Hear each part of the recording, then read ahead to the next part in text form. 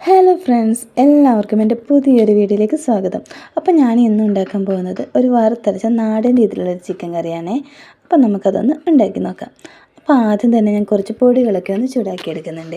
നമുക്കതിന് ആവശ്യം വേണ്ട മുളക് പൊടിയും മല്ലിപ്പൊടിയും കുരുമുളക് പൊടിയും ഗരം മസാല പൊടിയും കൂടിയാണ് ഇട്ട് കൊടുത്തിട്ടുള്ളത്. അതൊന്ന് വെളിച്ചെണ്ണയും കൂടി ഒഴിച്ചു കൊടുത്ത് നന്നായിട്ടൊന്ന് ചൂടാക്കിയെടുക്കാം. ഇനി അത് തണിയാൻ വേണ്ടി ഒന്ന് മാറ്റി വെക്കാം. അപ്പോൾ നമുക്ക് ചിക്കൻ കറി ഉണ്ടാക്കാൻ വേണ്ടി ഒരു പാത്രം അടുപ്പത്ത് വെച്ചിട്ടുണ്ട്.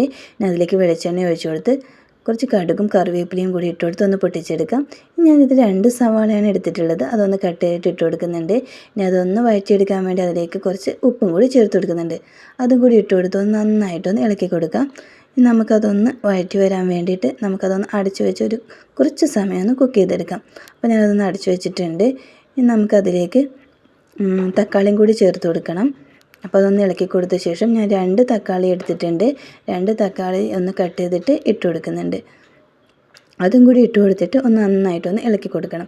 രണ്ടും കൂടി ഒന്ന് നല്ലോണം ഒന്ന് വഴറ്റി വരണം. അപ്പോൾ അതിന് വേണ്ടി കുറച്ച് സമയം കൂടി ഒന്ന് അടച്ചു വെച്ച് വേവിച്ചെടുക്കുന്നുണ്ട്.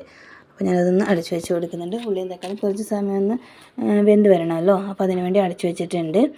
ഒരു 5 മിനിറ്റ് ഒന്ന് അടച്ചു വെച്ചിട്ടുണ്ട്. അതിനുശേഷം ഒന്നുകൂടി ഒന്ന് ഇളക്കി കൊടുത്ത ശേഷം നമുക്കതിലേക്ക് ഇഞ്ചിയും പച്ചമുളകും വെളുത്തുള്ളിയും കൂടി അരച്ചതാണ് ആ പേസ്റ്റും കൂടി അതിലേക്ക് ചേർത്ത് കൊടുത്ത ശേഷം ഒന്ന് നന്നായിട്ടൊന്ന് ഇളക്കി അതിൻ്റെ പച്ചമണമൊക്കെ മാറുന്നവരെ ഒന്ന് നന്നായിട്ടൊന്ന് ഇളക്കി കൊടുക്കുക.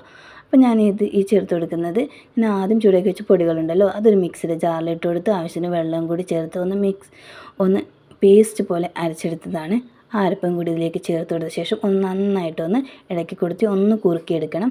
ആ അരപ്പൊക്കെ ഒന്ന് കുറുകി വരുമ്പോൾ നമുക്കതിലേക്ക് നേരത്തെ ഞാൻ മഞ്ഞൾപ്പൊടിയും ഉപ്പും കൂടി ചേർത്ത് കുഴച്ച് മാറ്റി വെച്ച ചിക്കൻ കൂടി ഒന്ന് ചേർത്ത് കൊടുക്കാം. അതൊക്കെ ഒന്ന് ചേർത്ത് കൊടുക്കുന്നുണ്ട്.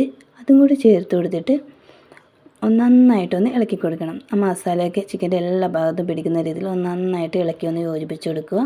അതൊക്കെ ഇളക്കി കൊടുത്ത ശേഷം അതൊന്ന് അടച്ചു വെച്ച് ഒന്ന് കുക്ക് ചെയ്തെടുക്കാം. അപ്പോൾ നമുക്കതിലേക്ക് ആവശ്യത്തിന് വേണ്ട വെള്ളം വേണമെങ്കിൽ ഒഴിച്ചു കൊടുക്കാവുന്നതാണ്. ചിക്കൻ വേവാൻ വെള്ളം നമുക്ക് ആവശ്യം തോന്നുന്നുണ്ടെങ്കിൽ നമുക്ക് കുറച്ച് വെള്ളം കൂടി ഒഴിച്ചു കൊടുക്കാം. ഞാൻ കുറച്ച് വെള്ളം ഒഴിച്ചു കൊടുത്തിട്ടുണ്ട്.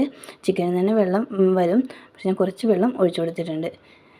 ഇനി അതൊന്ന് വേവാൻ വേണ്ടി മാറ്റി വെച്ച ശേഷം ഞാൻ കുറച്ച് തേങ്ങ വറുത്തെടുക്കുന്നുണ്ട്. നമുക്ക് ആവശ്യത്തിന് വേണ്ട തേങ്ങ എടുത്ത ശേഷം അതിലേക്ക് കറിവേപ്പിലയും വെളുത്തുള്ളിയും പിന്നെ ജീരകവും കുറച്ച് അണ്ടിപ്പരിപ്പും കൂടി ഇട്ട് കൊടുത്തിട്ടാണ് ഒന്ന് വറുത്തെടുത്തിട്ടുള്ളത്. അതൊന്ന് വറുത്തെടുത്ത് മാറ്റി വെച്ച ശേഷം അപ്പോഴേക്കും നമുക്ക് ചിക്കനൊക്കെ ഒന്ന് നല്ല രീതിയിൽ വെന്ത് വന്നിട്ടുണ്ട്. ഇനി അതൊന്ന് അരച്ചെടുത്തിട്ടുണ്ട്.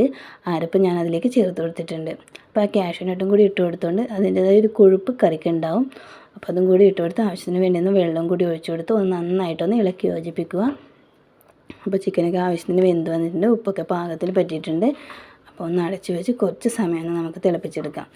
അപ്പോൾ ചിക്കൻ കറി തിളക്കുന്ന സമയം കൊണ്ട് നമുക്കതിലേക്ക് ഞാൻ ലാസ്റ്റാണ് ഇതിൽ ചിക്കൻ മസാല ചേർത്ത് കൊടുക്കുന്നത്. അപ്പോൾ ലാസ്റ്റ് ഒരു സ്പൂൺ ചിക്കൻ മസാലയും കൂടി ഒന്ന് ചേർത്ത് കൊടുക്കുന്നുണ്ട്. അതും കൂടി ചേർത്ത് കൊടുത്തിട്ട് അതിലേക്ക് നമുക്ക് കറിവേപ്പിലയും കൂടി കുറച്ച് അവസാനം ഒരു ഭംഗിക്ക് വേണ്ടി ഇട്ട് കൊടുക്കാം. അപ്പോൾ അവസാനം കുറച്ച് കറിവേപ്പിലയും കൂടി ഇട്ട് കൊടുക്കുന്നുണ്ട്. അതും കൂടി ഇട്ട് കൊടുത്തിട്ട് നന്നായിട്ടൊന്ന് കുറുക്കിയെടുക്കാം. അപ്പോൾ ഞാൻ അധികം ചാറൊന്നും ഇല്ലാതെ കട്ടിയായിട്ടുള്ള ഒരു ചിക്കൻ കറിയാണ് ഉണ്ടാക്കിയെടുക്കുന്നത്. അപ്പം നല്ല ടേസ്റ്റാണ്. നമ്മൾ ആ കാഷ്യൂനട്ടൊക്കെ ഇട്ട് അരച്ചതുകൊണ്ട് നല്ല ടേസ്റ്റാണ്. അപ്പോൾ എല്ലാവരും ട്രൈ ചെയ്ത് നോക്കണേ. Okay, by.